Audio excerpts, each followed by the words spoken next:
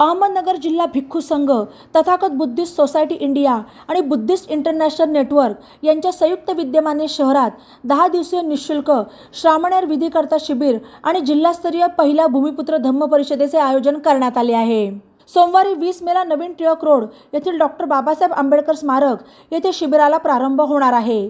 तर 30 मे रोजी नंदनवन लॉन्स येथे धम्म परिषद होणार असल्याची माहिती संजय कांबळे, रमेश पगारे आणि शिवाजी भोसले यांनी दिली। 20 ते 30 मे दरम्यान होणाऱ्या या 10 दिवसीय शिबिरात बौद्ध भिक्खू मार्गदर्शन करणार आहेत। महिला उपासिकांसाठी दुपारी 2 ते 4 ही स्वतंत्र वेळ ठेवण्यात आली आहे। 30 मे रोजी शिबिराचा समारोप होऊन जिल्हास्तरीय धम्म परिषद पार पडणार आहे।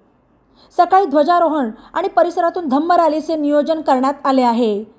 या धम्म परिषदेच्या उद्घाटन सत्रात सत्येंद्र तेलतुंबडे, दुसऱ्या सत्रात प्राध्यापक डॉक्टर विलास खरात आणि तिसऱ्या समारोपीय सत्रात भिक्खू शाक्य पुत्र राहुल पैठण मार्गदर्शन करणार आहेत।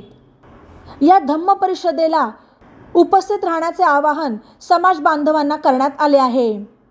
अधिक माहितीसाठी संजय कांबळे 99 70 77 55 22, रमेश पगारे 94 22 79 77 55 आणि शिवाजी भोसले 93 72 44 37 05 या क्रमांकांवर संपर्क साधावा। बातम्यांसाठी ई नवा मराठा यूट्यूब चॅनलला सबस्क्राईब करा आणि बेल आयकॉनवर प्रेस करा।